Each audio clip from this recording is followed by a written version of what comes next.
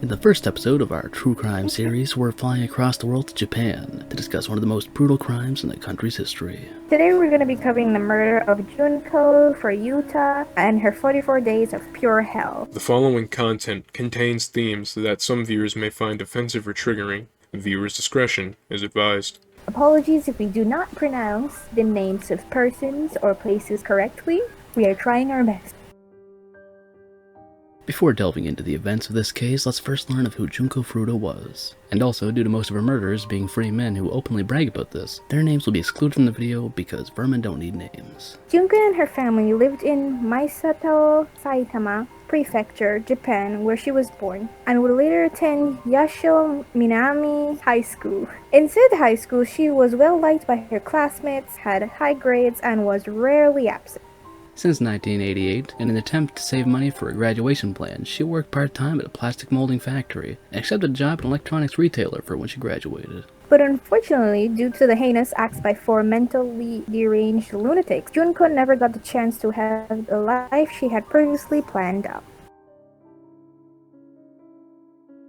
This is your only warning. Some of the things we're about to talk about are very disturbing and potentially triggering to some. On November 25th, 1988, 2 of the attackers wandered around Misato, intending on robbing and forcing themselves on local women. That's when, at approximately 8:30 p.m., they saw Junko riding her bike home from work. One of the boys ordered the other to attack, resulting in him running up to her, taking her bike, and fleeing from the scene. The boy who commanded the attack then emerged, pretending to be a simple witness and a person who only wanted to help the young girl get home safely. She accepted, unaware that the boy was in fact leading her to a warehouse where he would reveal his connection to the Yakuza.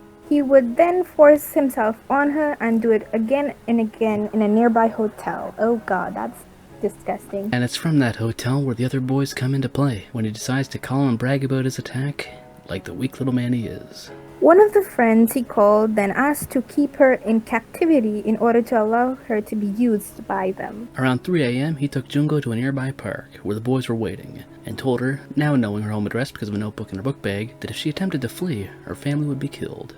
The goons then took her to a home in the Ayase district of Aichi. The home belonged to the parents of the boy who organized the attack. That same night, in the home that would soon be their regular gang hangout, they would force themselves on her.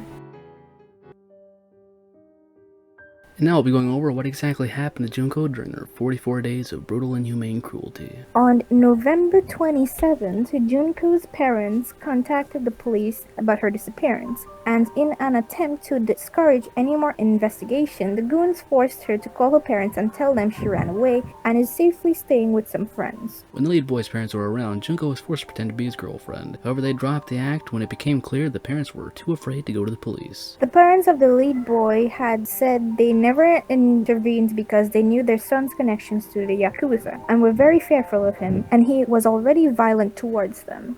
Wow, you're terrible parents. Can't believe you let your son become like this. During her 40 days in captivity, the freaks, according to their own statements, shaved her pubes, forced her to dance naked and touch herself for their amusement, and left her on the balcony to sleep in little to no clothing during the freezing cold nights. And if you thought the torture would stop there, you'd be sadly mistaken. They had also inserted various other objects, such as a metal rod, a bottle, a lit match, and a light bulb, into various parts of her body. She was forced to smoke multiple cigarettes at a time and inhale paint thinner, and in one incident, the lead boy repeatedly burned Junko's legs and arms with lighter fluid. And they were still not done. She was also forced to eat live cockroaches. She had fireworks inserted into her. Her left nipple was removed. She was hung from the ceiling and used as a punching bag. Lost control of her bowels. She was kept in a freezer for periods of time, and subjected to over 500 counts of sexual assault, presumably by 100 or so different men.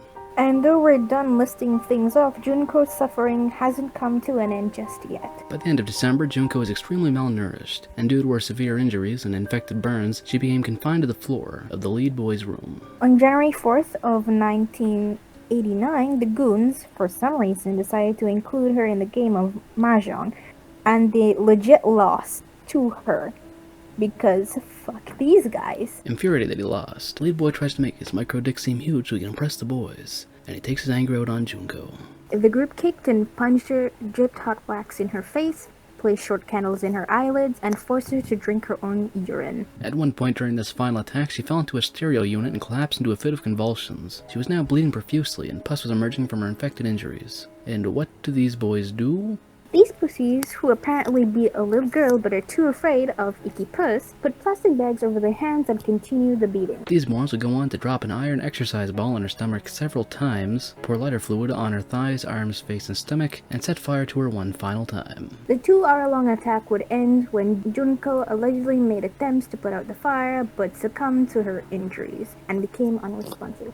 Less than 24 hours after her death, the lead boy's brother, who knew about Junko's torture and did nothing, called him to inform him of her death. Afraid of being caught and punished for the murder, as if what they already did somehow wasn't enough to put the fear of God in them, the scary little boy wrapped her in blankets, put her inside a 55-gallon drum, and filled it with concrete, where it would later be disposed of in Koto, Tokyo. On the 23rd, less than 20 days after disposing of Junko's body, the lead boy, along with another one of the goons, were arrested due to the sexual assault of a 19-year-old they kidnapped in December. On March 29th, 2 police officers went to interrogate them, and during the interrogation, one of the freaks confessed, and the lead freak himself pointed them to the body. Not only are they sick freaks, but they're real stupid, just completely dumb. The police were confused at first, as they were referring to the murder of a different person entirely, and these dipshits unknowingly confessed to the murder of Junko Furuta. The police located the drum the following day on April 1st. One of the freaks were arrested, followed by the other freaks, as well as the lead freak's brother, and several others who DNA tests could identify. We're not going into depth over the boys' sentences or anything like that, because there's one main thing you should know, which is they're out. Most of them, anyway. Because the boys were in their late teens and technically classified as children, they were given short sentences, meaning they get to live their lives while the girl they tortured doesn't. All the people involved in her death openly bragged about what they've done, and who would have seen it coming. At least one of them have wound up getting themselves in prison. But enough about those wasted days. Another thing worth mentioning is that the judge commented that exceptionally grave and atrocious violence had been inflicted upon the victim, and she was murdered so brutally at the young age of 17 that her soul must be wandering in torment. And upon hearing what was done to Junko, a spectator fainted, and her grieving mother had a mental breakdown which required psychiatric treatment.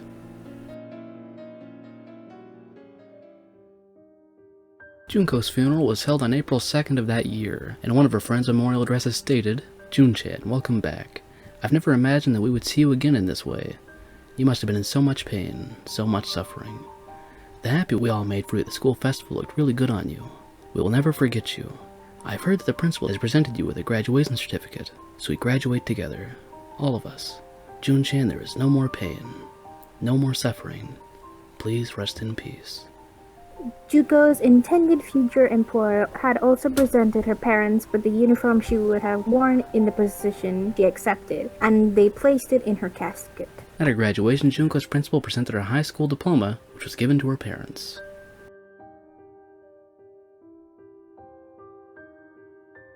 Though this isn't the most recent thing to cover in this series, it's still an important one. There were also books, movies, and manga series created about this, but because of the exploitive nature and darn disrespect, we'll likely not be covering any of those on the channel.